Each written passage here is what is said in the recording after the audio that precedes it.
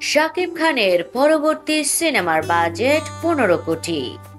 সময়টা বেশ ভালোই কাটছে ঢাকাই চলচ্চিত্রের শীর্ষ নায়ক শাকিব খানের। এই তারকার পরপর সবশেষ 3টি সিনেমা ব্লকবাস্টার তকমা পেয়েছে।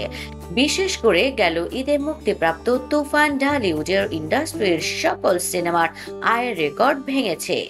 দিনকে দিন নিজেই নিজের একমাত্র প্রতিদ্বন্দ্বী হয়ে উঠেছেন শাকিব। ঢালিউডের তার সাথে টক্কর দেওয়ার মতো আর কেউ নেই।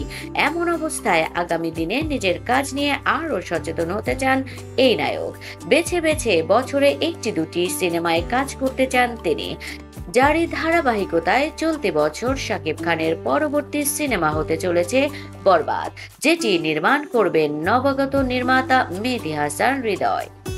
সিনেমার নবাগত হলেও এই নির্মাতার হাতে শতাধিক নাটক। শাকিবকে নিয়েই পর্দায় অভিষেক হবে হৃদয়ের, যে কারণে আয়োজনে যেন কমতি রাখেননি তিনি। সংশ্লিষ্টদের তথ্য মতে বরবাদ সিনেমার বাজেট হতে চলেছে 15 কোটি টাকা, যেটা বাংলাদেশের যে কোনো সিনেমা তৈরির ক্ষেত্রে রেকর্ড।